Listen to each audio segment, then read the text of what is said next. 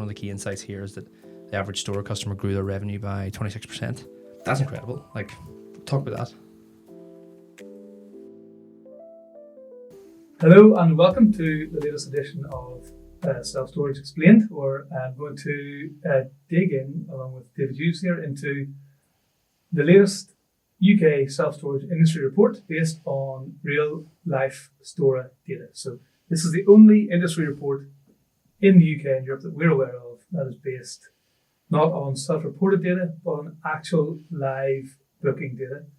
It includes more than 580 self-storage sites. Those are sites that have had to be using Stora the whole way through 2025, and in some cases through 2024 in order to get base level data. So although we have a lot more sites using Stora today, this was the number of sites that were online on Stora at the end of 2024 and have continued to be online the whole way through the year of 2025. David, Yep. Tell us what you found interesting from the report. A few things before we get into that. It's crazy the growth in the last year compared to last year, and the number of sites and the amount of data in the system. I think that's why it's important we keep doing this. It's a lot of work to do this too. Mm-hmm. So to get all this data and normalize it, like you said, there's loads in here. And first one, I think, which directly relates to what I do in product at Stora, is how our customers are benefiting from using Stora. And one of the biggest benefits to using Stora that we see is how your revenue grows when you use it. Mm-hmm. So I think one of the key insights here is that the average Stora customer grew their revenue by 26%. That's incredible. Like, talk about that. Well, so we saw a similar number last year, and there's a couple of things drive this. First of all, we tend to have customers who are very growth focused. So a lot of our customers would come on board with maybe one or two sites, Yep. and be in the process of opening more. So they're bringing Stora on so they can kind of automate stuff, make things efficient as possible. If you're going to go from one site to 4 sites in the next 18 months, you probably want to automate as much as you can. Yep. Turn on online bookings, try and make everything work, because maybe you've got 3 staff in one site and you want to get to 4 sites and keep the same number of staff. So number one reason, a lot of our customers are very growth focused and are growing, and that's why they come to Stora. So we attract growth oriented operators. Yep. So we've got to take that into account. So a lot of that isn't us; it's actually our customers. Yep, customers' mentality. Yeah. Yes. Another reason, which is we do quite a lot to try and grow revenue. So starting from the booking portal. So you mentioned this growth per customer. Yep. One of the stats that I found most interesting was that of our operators who show prices online, which is the majority, 72% of bookings came from the website. Yeah, that stood out to me too. The 72% of customers who show prices online, 72% of their bookings are made online. That's actually one of the main reasons we spent so long last year working on our checkout, right, to optimize that further. And that's clear where a lot of the upside is for our customers. Mm-hmm. But yeah, that's a huge number. And we figured out that was about 60,000 bookings throughout the course of last year. Mm-hmm. And if in the days before Stora, almost all these bookings would have been getting done over the phone or in person. The customers are doing it themselves. Most people, the vast majority of people prefer that. Mm-hmm. That's why they're doing it online. Yep. They want to do it themselves online rapidly. They don't want to have to speak to people, not because they don't like people, but because it's just more time. Yep. Whenever what their task is I want to book self-storage. Let me book my self-storage and get on with my night or my day or whatever I'm up to.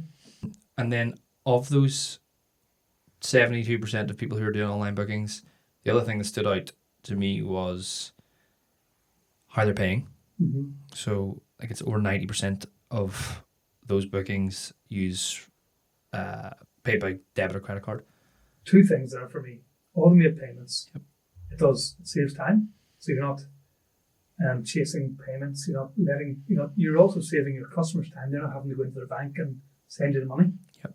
Which is a pain. It's a real pain. That. Yeah. People want automated payments for a regular service they're paying for.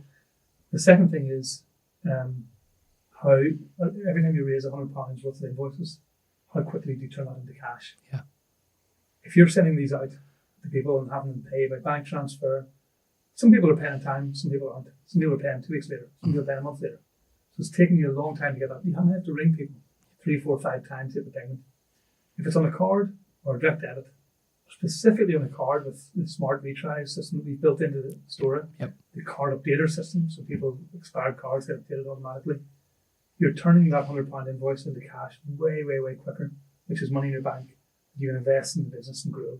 Because then it's almost like these things all relate to one another. So if you're growing, 26% if you use Stora, one of the reasons you're growing is because you can take online bookings, and one of the reasons you're also, another reason you're growing is because you're taking automated payments through that process, and you're less bad debt, less chasing, better cash flow. So you're growing because of all the these things compound, which I think is the interesting part of it.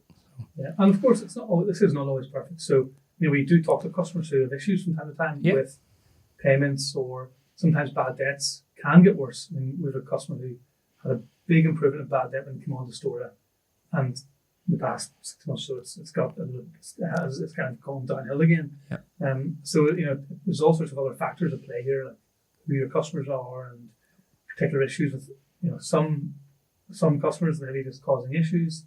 But in general, trend here we're seeing is more automated payments, more online bookings, more automation of your business. This is a data set of businesses who are growing rapidly. Yeah. With over 26%. They're implementing the tools and techniques that are required to grow rapidly as well. Yeah, and I think it's worth underlining that this isn't like a subset. This isn't a sample size of 20 operators or 20 sites or 20 locations. This is nearly 600 storage facilities. So it's a pretty significant piece of insight. Yeah. We're very close to 1,000 sites now at Stora, so this next year's report might be double again. So I really are. These things are driving growth, and I think one of the things that we always believe at Stora is the winners in this industry are the ones who are going to adopt technology quickly and really embrace what modern technology can do. Yep. And so if you're an operator who really wants to take cash from customers, like that's fine. We probably are not. Stora probably isn't for you. Yep. But it is worth saying. And I know people like my uncle, for example, like they like taking cash, they like meeting the customers. It's fine, it's a good business. But I know, that business could make a lot more money. Yep. If it was run in a different way. Online bookings. Let people book online and automate the payments. It could make a lot more money and save them a lot more time. But not everyone wants to run their business that way, and that's fine. Yep. Yeah. One other thing, it's a really small thing, but it's the first time we've seen it, is in our referral traffic. AI search results accounted for 0.11% of traffic. Yeah. Now, that's tiny, but I can't wait to see what it's going to be like next year, because I've so much now. My search begins in ChatGPT personally, and I click on a link, and it's ChatGPT as a referrer. So we should make interested to see where that goes. We should make a bet what we think it'll be next year. Okay, what do you reckon? I reckon it'll be 8%. 8. Oof. I was thinking 5, but I kind of want to be more bold. I think it's not going to be as high as 10. No. That's a bold estimate, but it's definitely on the rise. I'll go with 7.9, and we'll see if that's closest. Yeah. Okay, 5. I'll go with 5. Yeah, you'll probably be right. You have a better handle on these things than I do, but it is important. There's lots of little nuggets like that, and it's worth downloading the report and looking into it and digging into it. We're not going to go straight line by line here. You can do that in your own time. These are the bits that stood out to us and what makes sense for us in the kind of product side of things, the store, and what we see from a business growth and revenue upside perspective.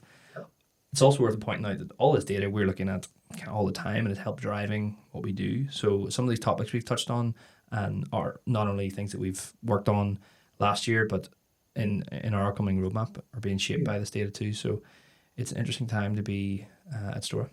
Yeah. For sure. Cool. Okay, well, if you want to see all the data, you can download the report from stora.co. It's all available there. You can get the entire report for free, and it covers the UK industry. So, of course, if you want to move towards automated payments, automated online bookings, save time, then obviously check out Stora. I'd love to have a chat with you. Thanks very much. Thanks, David. No worries.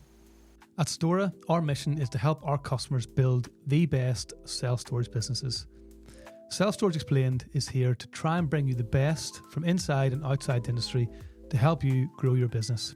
If you want to find out a bit more resources, go to stora.co to sign up for a demo or find out more, or you can go to stora.co/academy for lots more resources, including our financial model and other in-depth guides to setting up and growing your business.